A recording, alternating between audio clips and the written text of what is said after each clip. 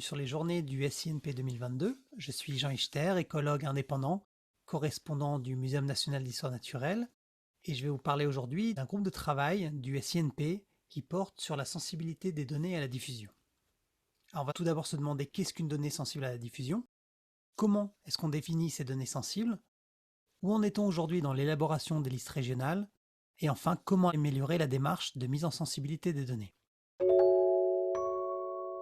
Le partage de la connaissance dans le domaine des sciences naturelles, et en particulier la mise à disposition des données d'occurrence de la biodiversité et de la géodiversité, est une avancée importante pour les acteurs de la conservation, mais également pour les chercheurs et finalement pour l'ensemble de la société.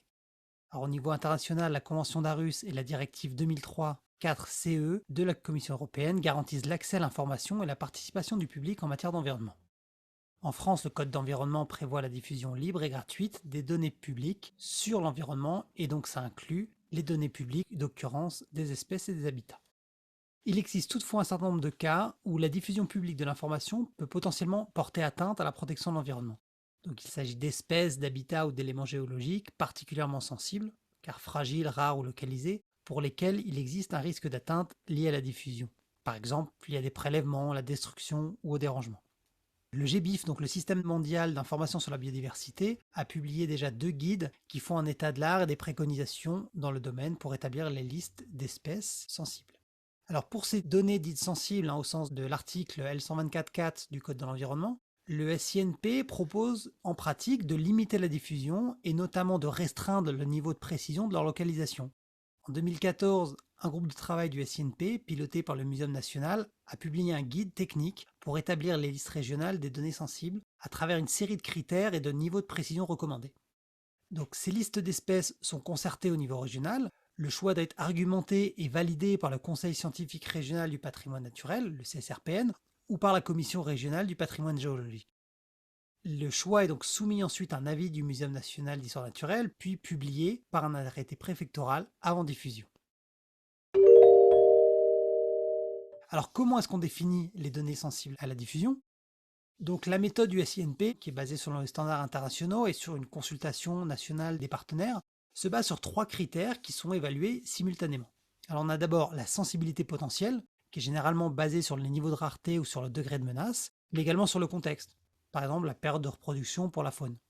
Ensuite, on regarde l'existence de pratiques humaines connues et avérées risquant de porter atteinte à l'espèce si sa localisation précise serait connue.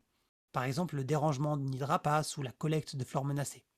Et enfin, on évalue l'effet probable de la diffusion, c'est-à-dire la disponibilité de l'information augmente-t-elle le risque? Ou encore, on peut se demander si les informations sont déjà largement connues des personnes susceptibles de porter atteinte aux populations.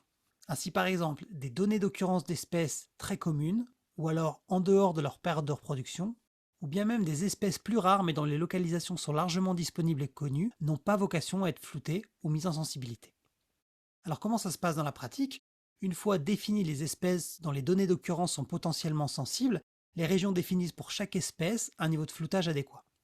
Aujourd'hui, on travaille principalement sur 3 voire 4 niveaux de floutage. Le niveau communal ou espace naturel, donc ce qui inclut par exemple les SNIEF ou les sites Natura 2000, la maille 10 km par 10 km et le niveau départemental, auquel on pourrait ajouter un 4e niveau, aucune diffusion, absence de diffusion, qui sont des cas exceptionnels et qui pour l'instant ne sont pas utilisés dans le cas du SINP.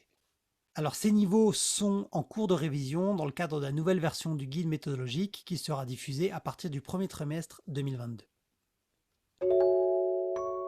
Où en est-on aujourd'hui dans l'élaboration des listes régionales?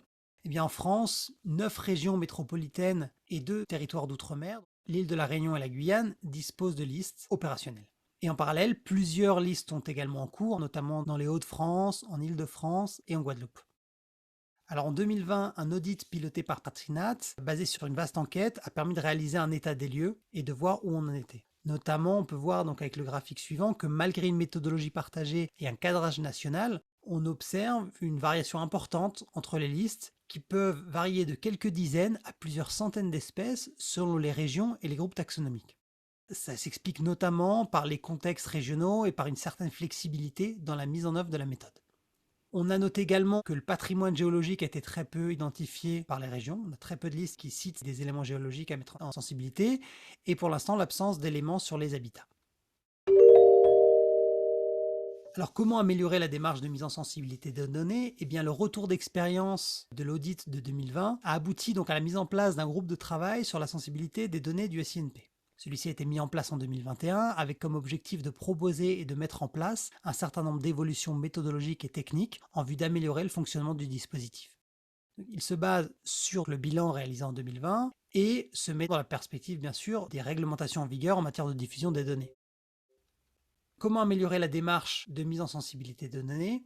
Donc les objectifs de ce groupe de travail, d'établir une meilleure compréhension du processus pour l'ensemble des acteurs, de clarifier les étapes de l'élaboration à la diffusion, donc l'élaboration des listes, la validation par le CSRPN, l'avis du Muséum national, l'arrêté préfectoral, tout ça avant la diffusion des listes sur le site de l'INPN.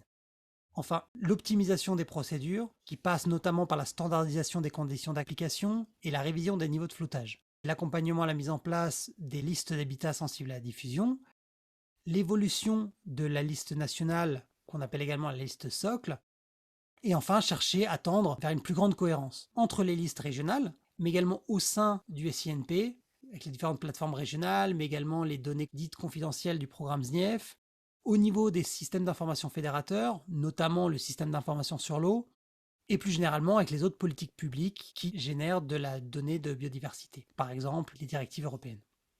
Et tout ça donc aboutira très prochainement, au premier trimestre 2022, à la diffusion et la publication d'une nouvelle version du guide technique sur la définition et la gestion des données sensibles sur la biodiversité dans le cadre du SINP.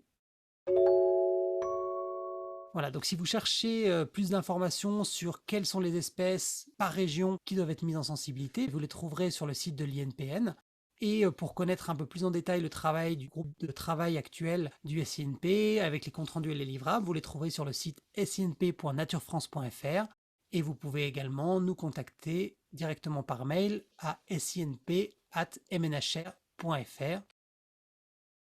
Et je vous remercie de votre attention.